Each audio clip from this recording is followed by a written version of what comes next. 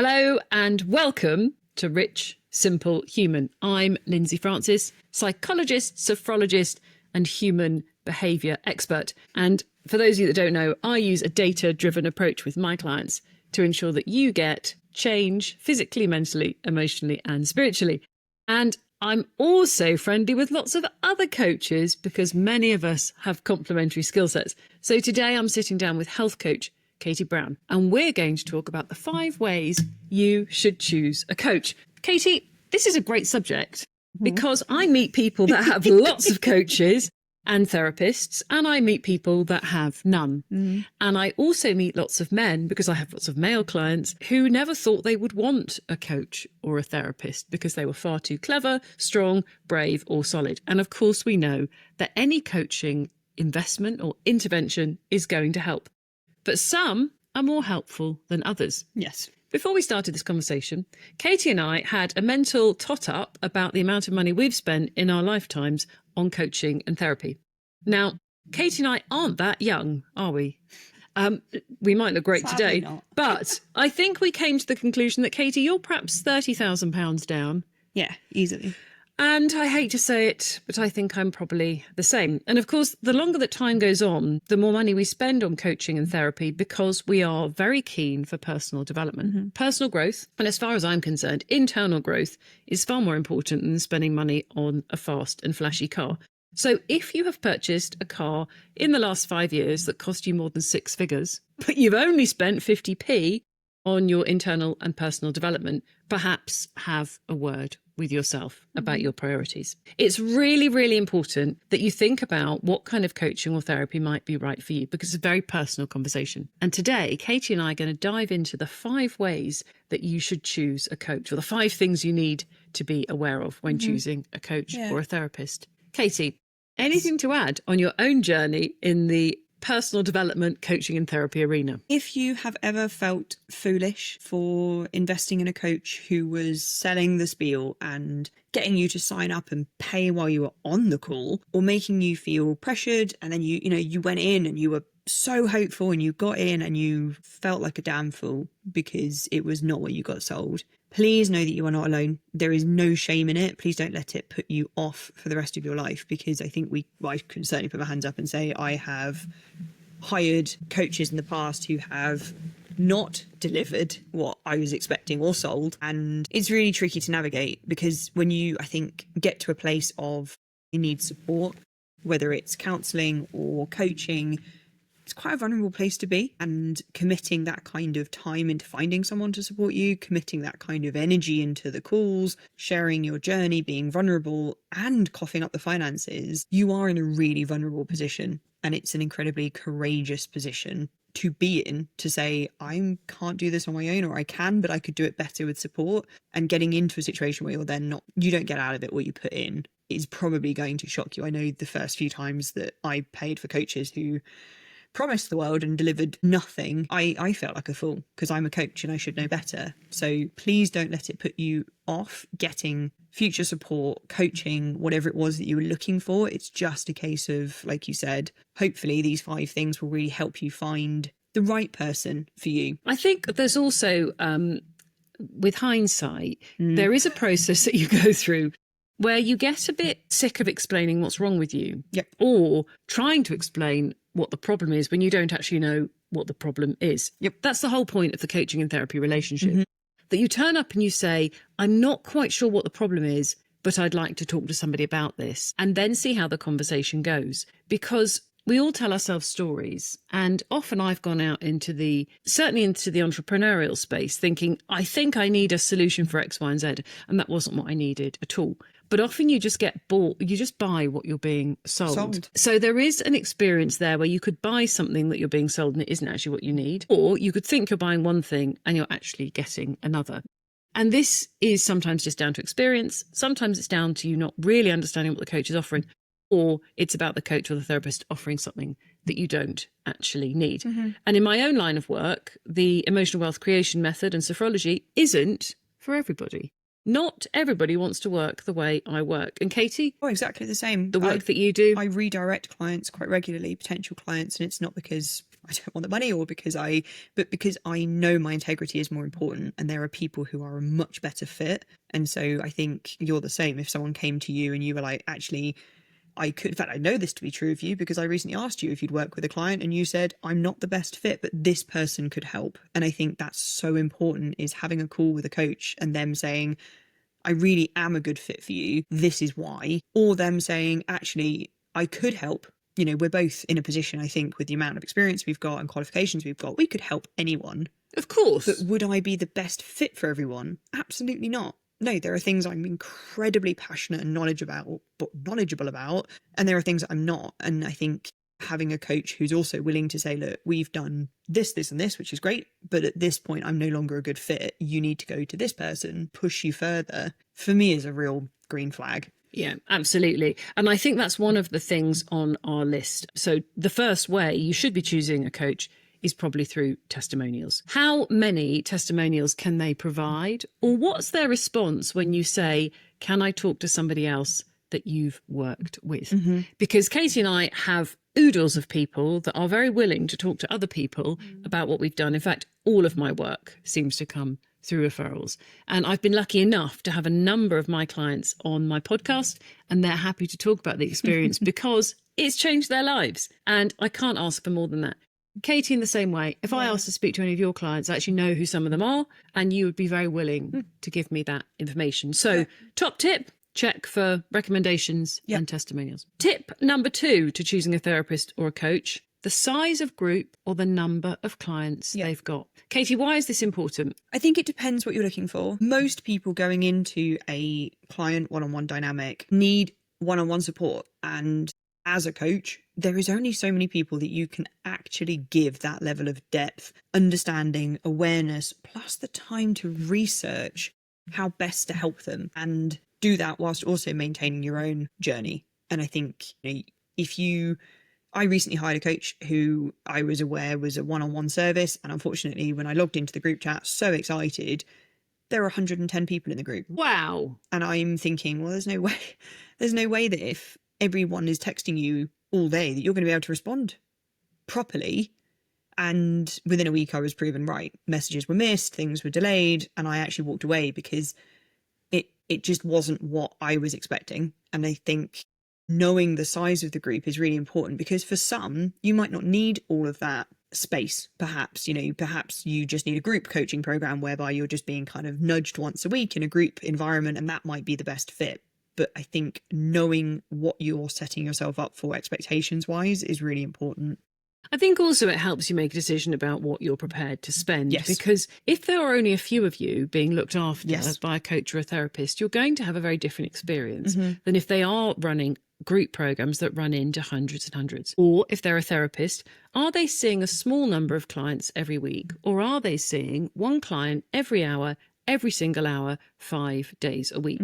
Now, I'm not suggesting that all therapists and coaches are going to be giving you contact or access outside of those hours. But if you are seeing that volume of clients, the attention that you'll be getting one-to-one will be far reduced if they're seeing larger numbers. We can all think we're bionic and stretch ourselves too thin, but it becomes extremely painful. I'm very, very clear on the fact that I work with a small number of clients in a very intensive way over a period of time. Other clients will say they work with a larger number over longer periods of time. But your coach or your therapist that you're speaking to should be able to have an open dialogue with you about what they do and how they work and what those numbers look like. Katie, point number 3, access. Yes. When will you have access? When will you have contact? How will it happen? Setting your expectations up from the get-go is very important. Tell us about your own experience. I've worked with some phenomenal coaches. The first one I ever hired was I've had therapists before, so I'm talking more about a fitness health coach. The first was in 2019, and to this day, she was the best and is the best coach I've ever worked with. There was no part of my life that she didn't rifle through in the best possible way. But it was very easy from the get-go. I knew that I could text her. I knew that there was a 24-hour response time. I knew that she would send voice notes and I was not allowed to send them back because of time constraints with her, which is fine. I knew it was a voice note check-in. I knew what day and time that would come. It was really healthy There was a group chat that she was actively involved in, but, a lot of the time we would kind of parlay with each other and help each other out if someone needed something before she was able to respond. And I've been in other situations where I've had to download 2 different apps in order to talk to them. And then one of the apps kind of gives you notifications, and it's unpredictable and you're not quite sure when you get to speak to them or if you get to speak to them. And so knowing that up front, I think, is so important. So where is your coach or your therapist hanging out? Where are they available to you or not? Yes. And you may be entering into a therapy or a coaching relationship that is just that clinical hour, and that can be a 45-minute slot. Yep. That's what you pay for and that's what you get. There's no pre or post work. There's nothing happening around that. And that is the expectation, which is also fine. Yeah. But from a payment perspective, you may wish to choose somebody that's working in a slightly different way. And of course, we're now seeing a lot of AI-enabled therapy coming online as well, where you have a hybrid model. So you might be having access with some tech. You might have data like your Whoop and your Aura that your client or your coach is using to support you around that. Yep. All of these ways are very complementary, but be very clear what you've paid for. Yeah, for sure. Before you get there. I think that's what we keep coming back to, is just managing expectations and knowing that you're allowed to ask those kind of questions. You are allowed to ask, where is my money going and what do I get in terms of return for what I'm about to invest? Because money does not grow on trees. We work really hard to earn what we earn, and choosing how to spend it when, you're talking about, quite often feels like a pinch point. I know for me, I've paid for coaching in the past that's been more than my month's rent, but I know that it's only a 3-month period and I've had to make a real choice, is it worth me investing this to get what I want out of it? And every time, I've been very lucky, it has been worth it. And I've seen my own personal, financial, emotional growth fly through the ceiling. But it's not an easy decision to make. No, it's not. It's not. And I think it also means you have to put some time in yourself. Yeah. So there is always a conversation about how much work your coach or therapist is going to do. How much work are you going to do? Because if you go in thinking they're going to give me the magic formula or the special sauce without realizing the amount of work you're going to have to do, you're again wasting money. Katie and I were laughing this morning about our own business structure, methods and processes. And nobody can do that piece for you if you are a business owner. You do have to do some of the work yourself. In the same way as if you're having a therapy relationship, nobody else can go through your own story or your experiences. You do have to contribute. Yeah. And if you are going to sit there and say nothing and treat it a bit like a passive class, you will get less out if you don't put more in. Katie, I also want to talk about that really uncomfortable situation, and I think it normally happens for me in about session 3, where the client begins to think, this is too hard. You can feel them thinking, this is not as easy as I thought it was going to be, and I'm losing my enthusiasm. It's the breakdown before we break through.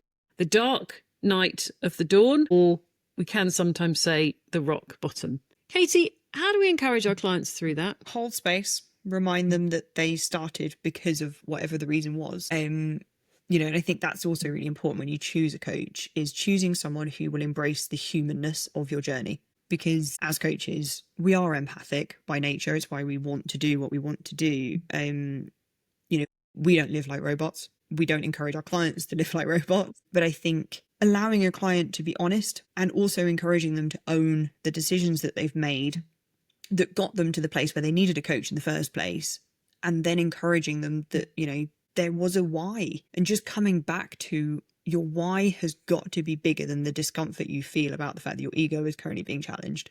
Because really, that's all it is. It's the same for us at the moment. We've both hired business coaches, and I know me, for one, I am being challenged in ways that are making me horribly uncomfortable and make me want to not show up on calls and hide under a duvet and not fill in the forms because I'm being challenged. And I also know that once I've gone through that, I know that I'm going to be better for it. And it's coming back to, why did I sign up in the first place? What was so important to me that I was willing to spend my time, my money, my shame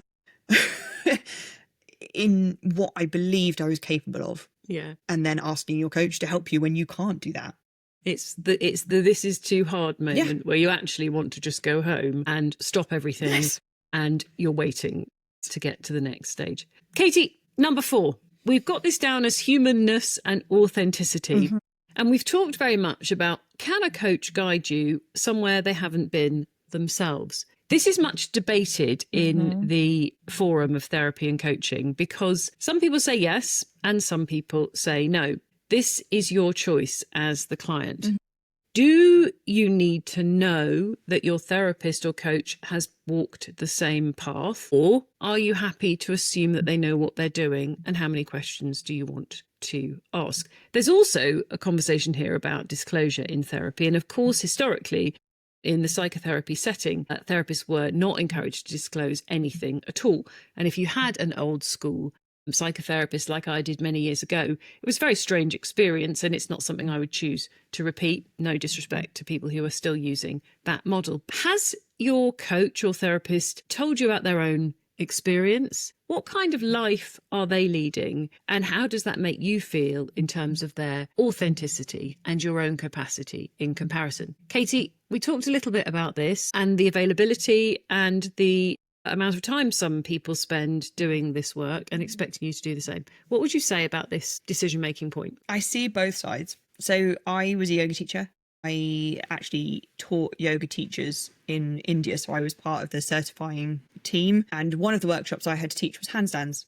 And I remember a student saying, "Oh, so you can do a handstand?" And I had to say, "No, I can't. I can't because of structural reasons. My shoulders will never allow me to do that movement. But I have studied the biomechanics. I can teach you how to do a handstand, but I can't do it myself." And at the time, I honestly felt that I was as well placed to deliver that class as someone that could do a handstand. Actually, as I've got older, wiser, parked my ego a little, I've realised that no, actually, I wasn't, because I cannot empathise with the kind of fears. I cannot empathise with the very particular sensations within hands, within feet placement, that would be the difference between someone having that hold successfully and not. That's not to say that, for example, I'm a chronic health coach. Can I help people navigate all sorts of chronic health when they first get diagnosed? Yes, I believe I can. Does that mean I am best placed to help everybody? No, I know I'm phenomenal at helping people with Ehlers loss. I know I'm phenomenal at helping people post-surgery because I've had multiple.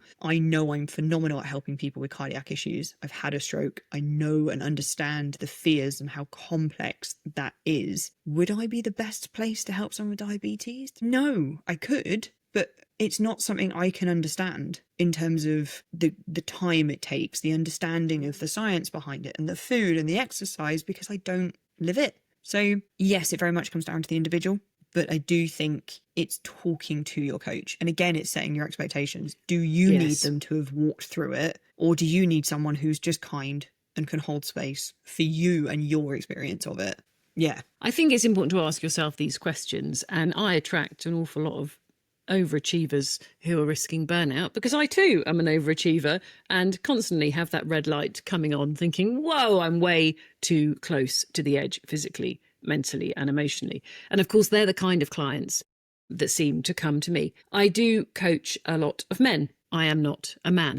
So that's an interesting conversation as well. But I think it's about asking the right questions before you commit and becoming aware of what it is you think you want. Also knowing that what you think you want isn't always what you work on when you end up in the room with your coach or your therapist.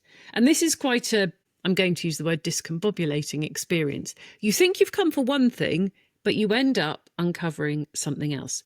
People often say to me, Lindsey, what kind of clients do you treat? And I say, are you asking me what they come into the room with, or are you asking about what we actually work on?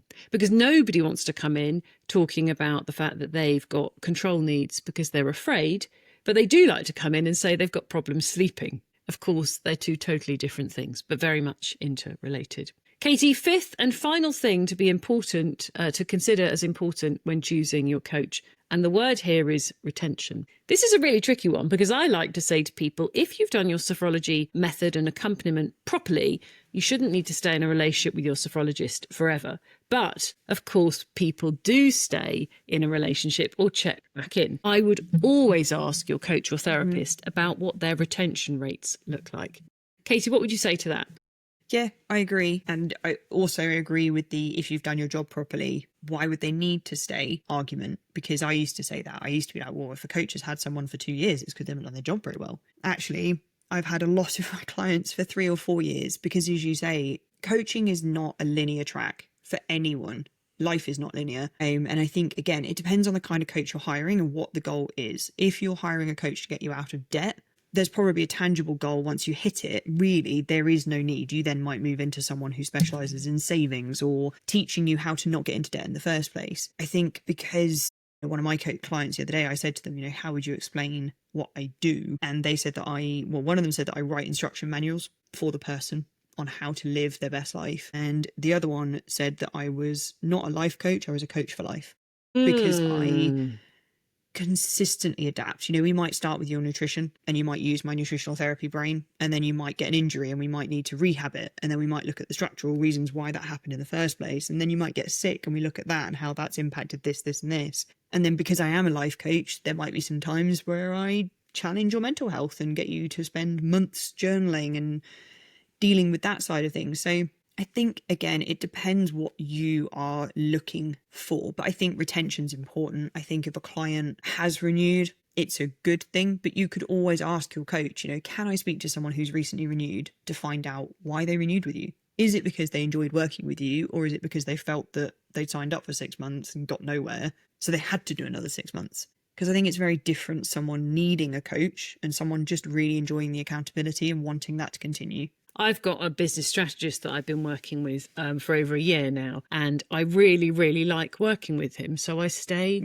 working with them. Yeah. And of course, he also offers a rate that allows you to keep him on a retained basis. And I think that's always a really good question. If you're asking for it or you're committing to a premium package, is there a discounted retention rate after that? And I think if you work with Katie and I, there certainly is. That people stay on, they stay in touch, and I'm always available. So I think there you have it. The 5 things you should be thinking about when committing to a relationship with a therapist or a coach. My final closing question or area to discuss, Katie, is why people seem to think they don't want a coach or a therapist, and why it's so incredibly helpful for your personal transformation. We talked a bit about this earlier.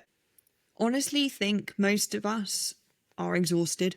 Life is moving faster than I ever recall it moving. Tech is changing every 2 minutes. You are bombarded with multiple platforms all the time. And, as soon as you start looking into what maybe you might be considering in terms of coaching, whether it's health and fitness, your entire algorithm is then going to hit you with new facts, new diets, new trends, new exercise routines, this, that, and the other. And it becomes so complicated that I think a lot of people think, well, I don't resonate with any of this. And I'm you know what? I'm fine.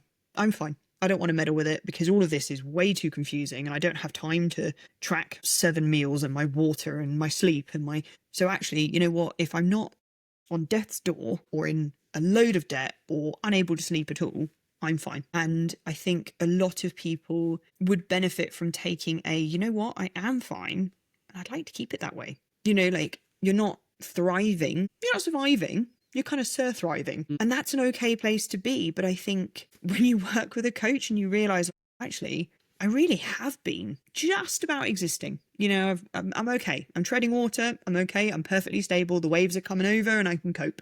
But when you realize that actually you could get out of the water, stop treading it and being so tired and get in a boat. And it won't feel that hard all the time. I think once you've had a coach and you've experienced the benefits of it, you understand. And the only way to do that is to hire a coach.